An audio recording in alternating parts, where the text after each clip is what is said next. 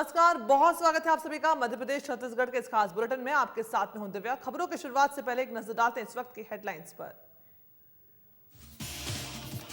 रायपुर में महिलाओं को प्रधानमंत्री नरेंद्र मोदी की बड़ी सौगात। मेहतारी बंधन योजना की जारी की पहली किस्त, महिलाओं के बैंक खाते में ट्रांसफर किए 1000 रुपए। अंबिकापुर में लर्निंग लाइसेंस शिविर का आयोजन, 980 व्यक्तियों ने कराया पंजीयन दर्ज। आम नागरिकों को यातायात के नियमों की दी गई जानकारी। कोंडागांव के अस्पताल में चलाया गया स्वच्छता अभियान, अस्पताल परिसर के चारों ओर की गई सफाई, 500 छात्र छात्राएं रहे मौजूद। रायसेन में अनियंत्रित होकर पलटा गैस का टैंकर, गैस के टैंकर में लगी भीषण आग, गांव की 3 झोपड़ियां जलकर हुई खाक।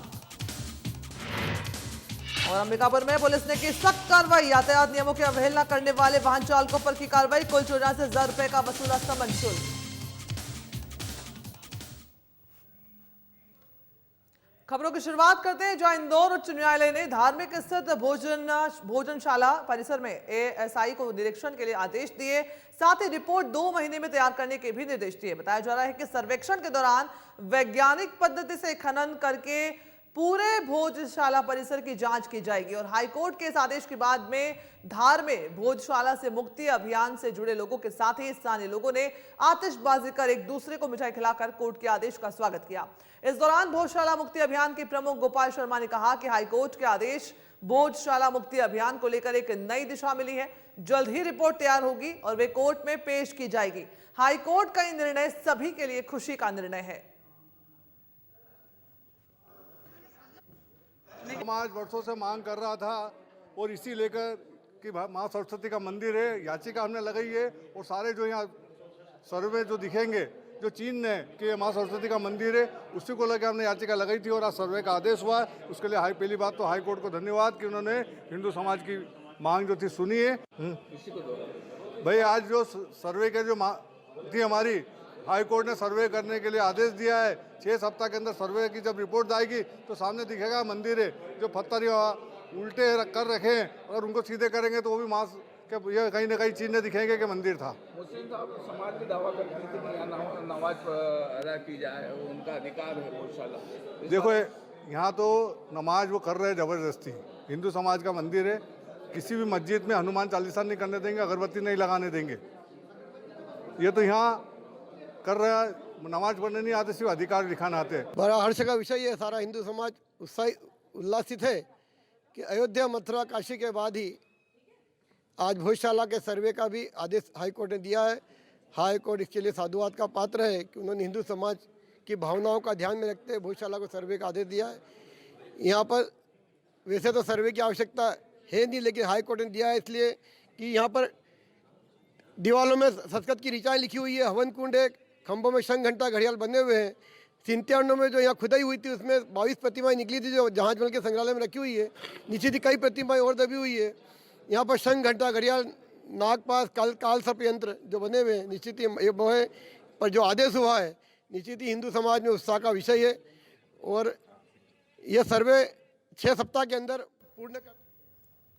वह भारतीय पत्रकार संघ एआईजे के तत्वावधान में आयोजित अंतर्राज्यीय पत्रकार महासम्मेलन में करीब 1000 पत्रकार साथियों का बेहतरीन और ऐतिहासिक सम्मान किया गया। वहीं बता दें कि अलीराजपुर जिले के आंबुआ में खरगोन शहर सहित जिले के पत्रकार साथियों को सम्मानित किया गया।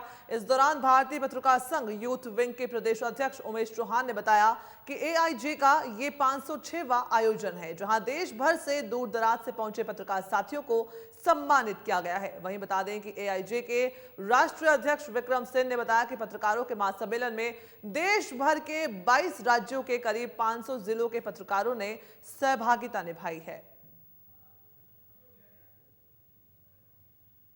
नमस्कार, साधना न्यूज मध्य प्रदेश में आपका स्वागत है। मैं हूं आपके साथ Aamir Sheikh.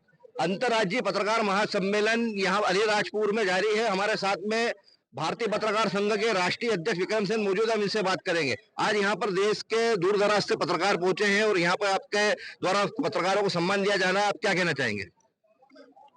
Association of Indian journalist भारतीय पत्रकार संघ एआईजे भारत भर में पत्रकार जगत के हिसाब से काफ़ी सारे काम कर रहा है। शिक्षा और स्वास्थ्य में काफ़ी सारे हमने एमओयू किए हैं। लगभग 25 से ज़्यादा संस्थानों से हमारे एमओयू है, जिसके थ्रू हम लोग पत्रकार जगत के हितार्थ काफ़ी सारे उनके हितार्थ काम करते हैं। उनकी समस्याओं का निराकरण हमारा देश का जो नेशनल नेटवर्क है उसके सोर्सेस रिसोर्सेस के तहत करते हैं। 70% के लगभग हमारा सक्सेसफुल रेशियो है। आज हम यहाँ अम्बुआ में हैं, अलीराजपुर ग्राम में। बड़ी संख्या में पत्रकार भी यस, हैं। आज हम लोग यहाँ पर है और हम लोग यहाँ पर बैठ के अभी लखनऊ, गोवा, दिल्ली, मुंबई से लगा के रायपुर, बिलासपुर से लगा के आसाम के गुवाहाटी तक हम लोग यहाँ से एक दूसरे की समस्याओं का निराकरण करवा सकते हैं। और यहाँ पर जो आज अंतर्राज्यीय पत्रकार महासम्मेलन हुआ है, ये 506वां कार्यक्रम था। हम देश भर में पिछले 10 सालों में 505 से ज़्यादा वृहद स्तर के कार्यक्रम देश के 22 राज्यों के 500 जिलों में कर चुके हैं। हमारे साथ में भारतीय पत्रकार संघ के राष्ट्रीय संरक्षक क्रांति चतुर्वेदी साहब हैं, हम इनसे बात करेंगे। क्या कहना चाहेंगे? ये बहुत अच्छी पहल है और विक्रम सेन जी ने इसको करीब 10 साल से ज़्यादा से ये कार्यक्रम किए जा रहे हैं। इसमें न केवल सम्मान होता है बल्कि पत्रकारों की कार्यशाला भी आयोजित होती है और पत्रकारों को मूल्यनिष्ठ पत्रकारिता करने के लिए प्रेरणा दी जाती है और ये बताया जाता है कि किस तरह नए दौर की पत्रकारिता होनी चाहिए। आज हजारों पत्रकारों को सम्मान किया है। हाँ, आज हजारों पत्रकारों का सम्मान किया है और सब अपने अपने क्षेत्रों में जाके आज जो यहाँ चर्चा हुई है उसका क्रियान्वयन करेंगे। हमारे साथ में भारतीय पत्रकार संघ के राष्ट्रीय मार्गदर्शक पुष्पेन वैद्य जी मौजूद है, इनसे बात करेंगे। क्या कहना चाहेंगे आप? यकीनन ये जो आज जिस तरह से यहाँ पत्रकारों का सम्मान हुआ है, ये सिर्फ एक व्यक्ति का सम्मान नहीं है बल्कि पूरी पत्रकारिता बिरादरी का सम्मान है। और मुझे खुशी हो रही है कि AIJ इस दिशा में बहुत ही अच्छा काम कर रहा है। अभी तक जैसा कि विक्रम जी ने बताया कि 505 आयोजन हो चुके हैं और ये 506वां आयोजन था और इसकी कामयाबी आप देख सकते हैं कि जिस तरह से लोग देश भर से आ रहे हैं वो उसकी सबसे बड़ी कामयाबी है। और मुझे लगता है कि ये आगे चलकर ये जो संगठन है ये मील का पत्थर साबित होगा और देश में एक अपनी तरह की नई मिसाल खड़ी करेगा। बिल्कुल, आप देख सकते हैं भारतीय पत्रकार संघ जो कि भारत का सबसे बड़ा संगठन के नाम से जाना जाता है। हजारों पत्रकार आज यहाँ अंतर्राज्यीय सम्मेलन में पहुंचे हैं। आज इनका सभी पत्रकारों का यहाँ सम्मान भी हुआ है, इनका बीमा भी, इनको बीमा पॉलिसी बॉन्ड भी दिया गया है। और निश्चित रूप से में खबर बिहार से है, जहां वन परीक्षित उत्तर उकुवा और दक्षिण उकुवा सामान्य अंतर्गत निःशुल्क नेत्र जांच शिविर का आयोजन किया गया। शिविर में सुदूर अंचल की ग्राम पाथरी, उकुवा, लीलामीटा, दीनाटोला आदि गांवों के करीब 160 से ज्यादा लोगों की सफल जांच की गई। इस जांच के पश्चात मोतियाबिंद से पीड़ित 40 लोगों को अच्छी तरह से जांच के लिए बालाघाट विशेष वाहन से ले जाया गया। बता दें कि जांच शिविर में नेत्र रोग विशेषज्ञ डॉक्टर अदिति विधा उपस्थित रही। बता दें जिसमें से चयनित 40 मरीजों का मोतियाबिंद का ऑपरेशन सफल रहा। बिहार से खबर आपको बता रहे हैं, जहां पर नेत्र रोग विशेषज्ञ के परामर्श शिविर का जो है 40 मरीजों ने लाभ उठाया। उनका मोतियाबिंद का ऑपरेशन सफलतापूर्वक किया गया। डॉक्टर अदिति ने यह ऑपरेशन किया है, नेत्र रोग विशेषज्ञ हैं। बिहार से खबर बता रहे हैं, जहां पर लाभुक जो है वो वहां पर पहुंचे थे, अपनी आंखों की जांच करवाई और उसमें से मौजूद 40 मरीजों का मोतियाबिंद का ऑपरेशन किया गया।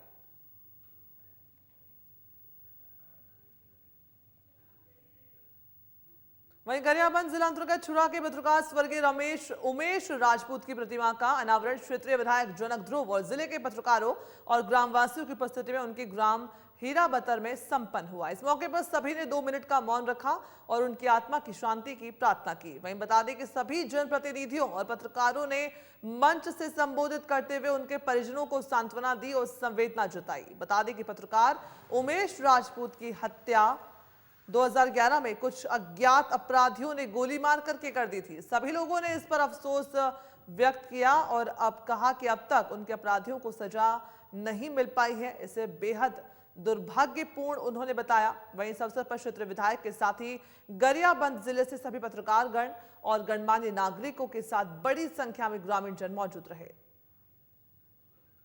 घटना घटी है और आज लगभग 13 से 14 साल हो रहा है। उस घटना के समय में खुद जिस दिन घटना हुआ उसका छोटा भाई मेरे साथ रायपुर में रहा है और जितना निंदा किया जाए बहुत ही कम है, क्योंकि चौथा स्तंभ के जैसे लोगों को इस प्रकार से अपराधियों द्वारा खुला तौर पर गोली लगाना, गोली के माध्यम से उसको हत्या करना बहुत ही निंदनीय बात है। और इसके लिए लगातार हमारे भाई परमेश्वर जी इस घटना को लेकर के जगह जगह अपने आवेदन के माध्यम से पुलिस प्रशासन के माध्यम से दिए हैं, लेकिन आज तक अपराधी पकड़ से बाहर है। यहाँ तक कि कोर्ट में भी वो इस मामला को लेकर के गए हुए हैं। उस घटना को साथ साथ उस मामला को भी जो आवेदन दे रहे हैं उसकी भी अवगत हूँ। मेरे परिजन को इस प्रकार सम्मान देने में सभी सहायक रहें और सभी लोग आज इस कार्यक्रम को सफल बनाएं, जिसके लिए मैं सभी साथियों का तहे दिल से परिजन की ओर से धन्यवाद ज्ञापित करता हूं। हाँ, एक मलाल ज़रूर रहा कि इस घटना के बाद हम परिजनों को प्रशासन कहें या न्यायपालिका कहें, जो न्याय देने में अब तक असफल रहे। वहीं कवर्धा में हर साल की तरह इस साल भी बाबा महाकाल भक्त मंडल की तरफ से कार्यक्रम आयोजित किया गया, जिसमें रथ पर सवार भोलेनाथ और उनके पीछे देवी देवताओं की झांकियां, भूत प्रेत की झांकियां और डीजे पर झूमते हजारों श्रद्धालु शामिल हुए। इस दौरान आयोजन समिति के विकास केशरी ने बताया कि हजारों की संख्या में कवर्धा के नागरिक, माताएं, बहनें, युवा साथी इस भव्य कार्यक्रम में शामिल हुए, जो महादेव की भक्ति में झूमते गाते दिखाई दिए। भारत माता प्रतिमा प्रांगण में वो पहुंचे। कार्यक्रम में इस बार विशेष रूप से भूत प्रेत की झांकी के साथ ही 12 ज्योतिर्लिंगों के दर्शन भी हुए।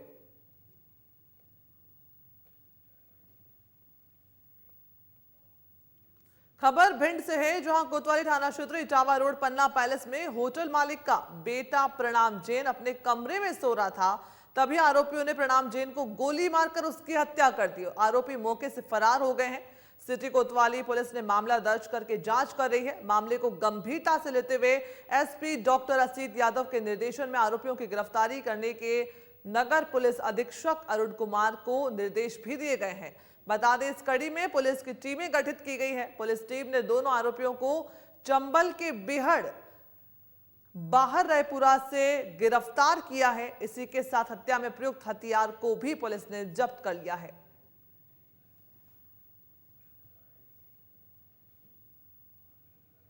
भारतीय जनता पार्टी धमतरी नगर निगम की स्थानीय कांग्रेस सरकार के खिलाफ एक्शन मोड में दिखाई दे रही है। सामान्य सभा की बैठक नहीं होने का मुद्दा अब तूल पकड़ता हुआ नजर आ रहा है। बता दें कि पहले भी इस मामले को लेकर भारतीय जनता पार्टी के पार्षदों और नेताओं ने एक ज्ञापन कलेक्टर को दिया था। वहीं अब उन्होंने निगम के सामने ढोल नगाड़े बजाए और निगम प्रशासन को जागने की कवायद जो है उन्होंने की है। बीजेपी जगाने की कवायद वो कर रहे हैं। साथ ही बता दें कि बीजेपी पार्षदों का कहना है कि 4.5 साल का समय बीत चुका है।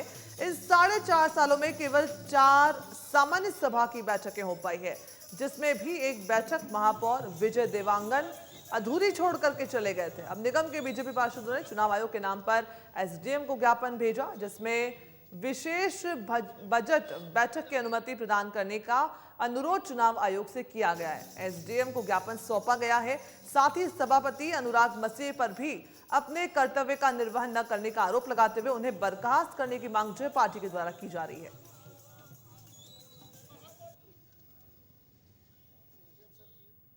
वहीं मांडवी देवा को ब्लॉक कांग्रेस कमेटी दोरनापाल का कार्यवाहक अध्यक्ष नियुक्त किया गया है। बता दें कि जिला कांग्रेस कमेटी सुकमा की ओर से ब्लॉक कांग्रेस कमेटी दोरनापाल के पूर्व अध्यक्ष सुरेश सिंह चौहान ने स्वास्थ्य संबंधित परेशानियों के कारण पार्टी को समय नहीं दिए जाने से इस्तीफा दिया था, जिसके बाद सुकमा जिला कांग्रेस की ओर से कोंटा जनपद पंचायत के उपाध्यक्ष मांडवी देवा को ब्लॉक कांग्रेस कमेटी दोरनापाल के कार्यवाहक अध्यक्ष नियुक्त किया गया।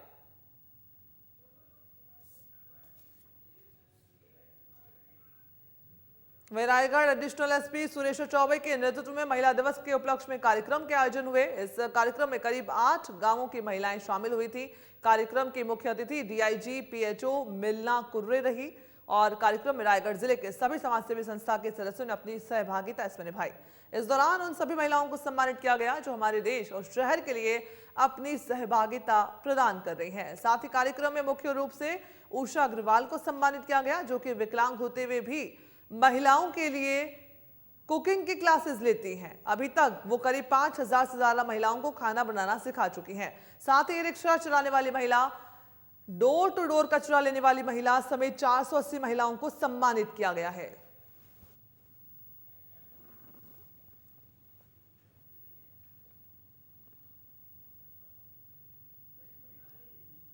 वहीं अंबिकापुर में पुलिस की तरफ से सड़क सुरक्षा अभियान के अंतर्गत लर्निंग लाइसेंस शिविर का आयोजन किया गया। बता दें कि सड़क सुरक्षा अभियान के अंतर्गत आम नागरिकों को सुविधा प्रदान करने के उद्देश्य से सरगुजा पुलिस और परिवहन विभाग के संयुक्त तत्वावधान में लर्निंग लाइसेंस शिविर का आयोजन किया गया। शिविर में अब तक कुल 980 व्यक्तियों के द्वारा लर्निंग लाइसेंस के लिए बीटीआई ग्राउंड पहुंचकर अपना पंजीयन दर्ज करवाया गया। साथ ही लर्निंग लाइसेंस प्राप्त किए गए हैं और शिविर में आम नागरिकों को यातायात के नियमों का और उनका पालन करने की भी समझाइश दी जा रही है।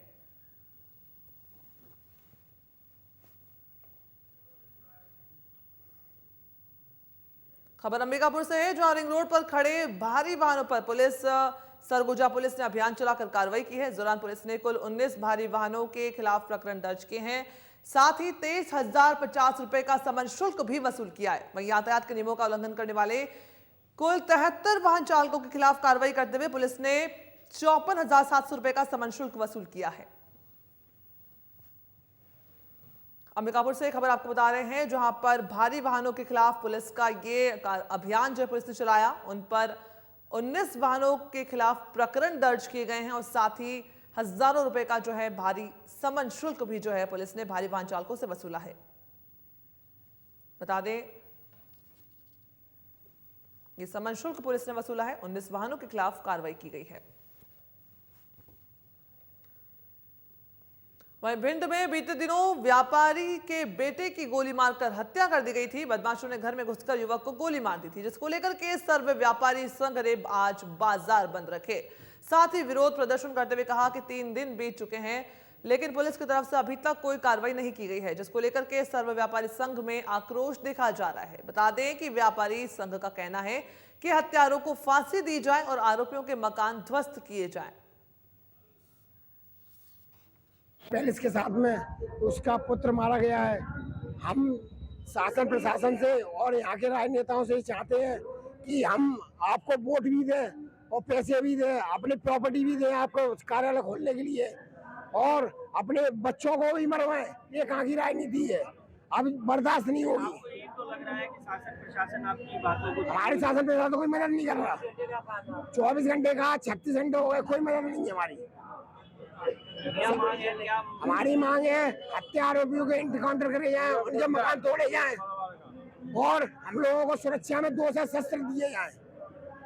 2 शस्त्र दिए जाएं। हम अपने माननीय विधायक जी से भी मांग कर चुके हैं कि हमारे को शासन प्रशासन से आग्रह करके 2 लाइसेंस दिए जाएं, जिससे कि हम अपनी खुद में सुरक्षा करें, या फिर हमसे कहो तो हम भिंड छोड़ के, अभी गांव से आए हैं, हम सिटी छोड़ के बाहर कहीं निकल जाए। व्यापारी सर्व समाज व्यापारी समस्त व्यापारी संगठन द्वारा भिंड बंद का आह्वान किया गया है। पन्ना जैन के पुत्र राम जैन के हत्याकांड के विरोध में शासन से हमें उम्मीद थी एक अपेक्षित परिणाम की, परंतु इस प्रकार का किसी प्रकार का विकल्प दिखाई नहीं दे रहा है।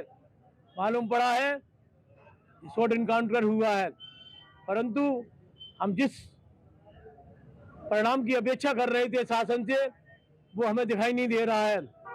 हमारा व्यापारियों का शांतिपूर्ण बंद है। हर व्यापारी अपनी स्वेच्छा से अपना कारोबार बंद किए हुए हैं। हमारी केवल एक ही मांग है, इसके अपेक्षित परिणाम आना चाहिए। पीस शहर के अंदर इस प्रकार की घटना होना एक बहुत बड़ी बात है। इस प्रकार की घटनाओं की पुनरावृत्ति न हो, भविष्य में शासन प्रशासन हमारी सुरक्षा। वहीं सुकमा में मुख्यमंत्री कन्या विवाह योजना के अंतर्गत सामूहिक विवाह का आयोजन किया गया। योजना के अंतर्गत जिले के 220 बेटियों का विवाह संपन्न हुआ है। सभी जोड़ों का धार्मिक रीति रिवाजों के साथ विवाह संपन्न करवाया गया।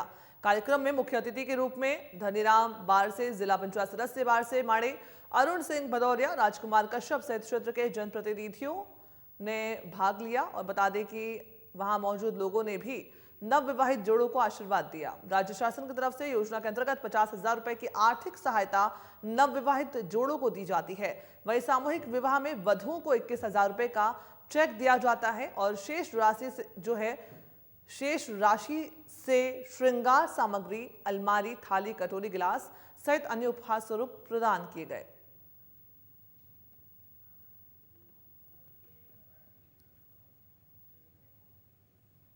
वहीं भूपदेवपुर में पुलिस अधीक्षक रायगढ़ दिव्यांग कुमार पटेल के निर्देशन पर थाना प्रभारियों के द्वारा अपने क्षेत्र के कोटवारों को आहूत करके सुरक्षा जागरूकता संबंधित निर्देश दिए गए। इस दौरान थाना प्रभारी भूपदेवपुर निरीक्षक राम किंकर यादव ने थाना क्षेत्र के ग्राम कोटद्वारों को थाना आहूत कर उनके गांव की समस्याओं के संबंध में विस्तृत चर्चा भी की है। बता दें, थाना प्रभारी ने वर्तमान में हो रही उठाईगिरी, साइबर ठगी की घटनाएं बढ़ने की जानकारी दी और ऐसे अपराधों से सजग रह करके गांवों के लोगों को बीट पुलिसकर्मी के साथ जागरूक करने के लिए कहा। वहीं पुलिस ने कोटवारों को थाने में सुरक्षा संबंधित निर्देश दिए हैं।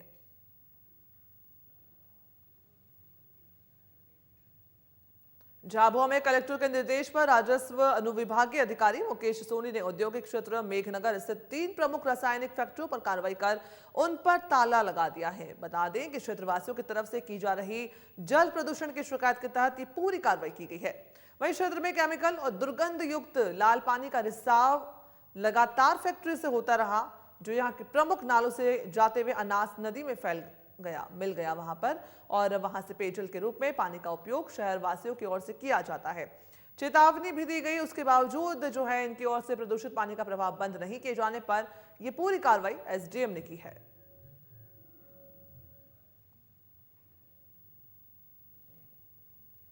खबर शंकरगढ़ से है, जहां ग्रामीण स्वच्छ भारत मिशन के तहत सामुदायिक शौचालय बनाए जाने थे ताकि ग्रामीणों को खुले में शौच ना करने जाना पड़े, लेकिन ग्राम पंचायत अमेरा गांव में 3 सालों से बन रहे शौचालय का निर्माण अभी तक नहीं हो पाया है। खुले में शौच जाने के लिए ग्रामीण मजबूर हो रहे हैं और इन ग्रामीणों ने सरपंच और सचिव पर लापरवाही के भी आरोप लगाए हैं। आपको बता दें कि यहाँ पर सैकड़ों की आबादी के आसपास ग्रामीण रहते हैं और इस गांव के लोग खुले में आज भी शौच जाने को मजबूर है। भ्रष्टाचार के दीमक ने अमेरा गांव के ग्रामीणों को खुले में शौच के लिए जाने को मजबूर कर दिया है।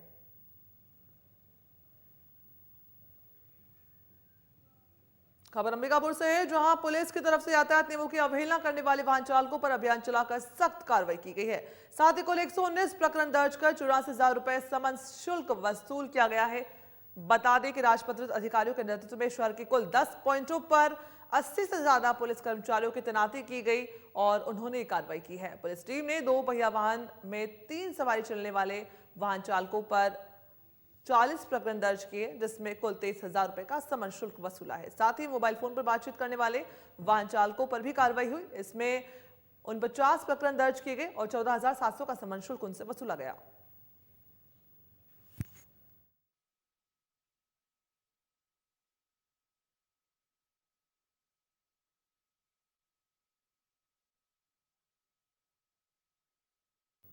वहीं कोंडा गांव में अखिल भारतीय पूर्व सैनिक सेवा परिषद जिला अस्पताल में स्वच्छता अभियान चलाया गया।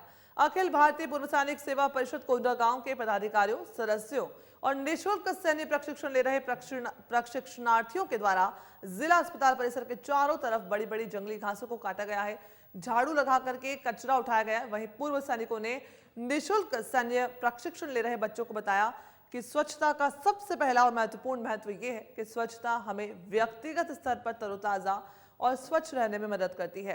इसके अलावा यह हमें नुकसान पहुंचाने वाले किसी भी वायरस या बैक्टीरिया की संभावना को कम कर देती है।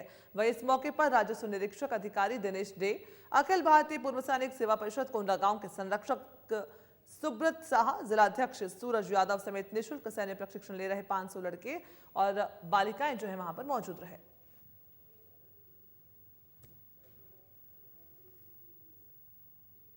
वहीं अंबिकापुर में सार्वजनिक स्थल पर डीजे साउंड सिस्टम लगाकर शोर करने के मामले में पुलिस ने सख्त कार्रवाई की है। वहीं बता दें कि अनावेदक के कब्जे से 2 नग साउंड बॉक्स, 1 एम्पलीफायर जब्त किया है। मिली जानकारी के मुताबिक पुलिस टीम को सूचना मिली थी कि बंगाली चौक के पास एक व्यक्ति की तरफ से काफी तेज आवाज में डीजे साउंड सिस्टम बजाया जा रहा है, जिससे कि आसपास के लोगों को भारी परेशानी का सामना करना पड़ रहा है। वहीं पुलिस ने अनावेदक के कब्जे से 2 नग साउंड बॉक्स और 1 एम्पलीफायर जब्त किया। पुलिस आगे की कार्रवाई कर रही है।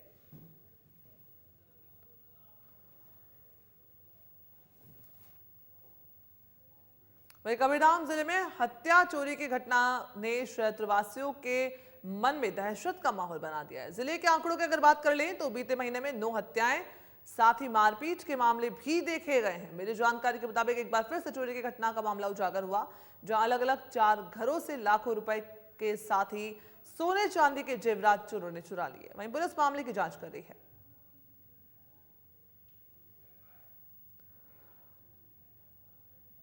रायसेन जिले के सुल्तानपुर थाना क्षेत्र के पीपलवाली गांव में गैस का टैंकर अनियंत्रित होकर पलट गया, जिससे कि आग लग गई। ऊंची ऊंची लपटें और धुएं का गुब्बार मौके पर देखने को मिला। आग लगने की घटना के बाद रोड के दोनों तरफ वाहनों की कतारें लग गई।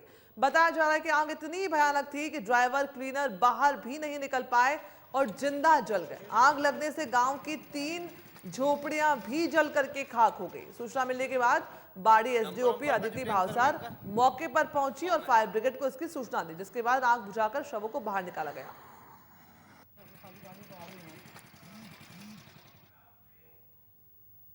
बुलेटिन में फिलहाल इतना ही। मुझे दीजिए इजाजत। नमस्कार।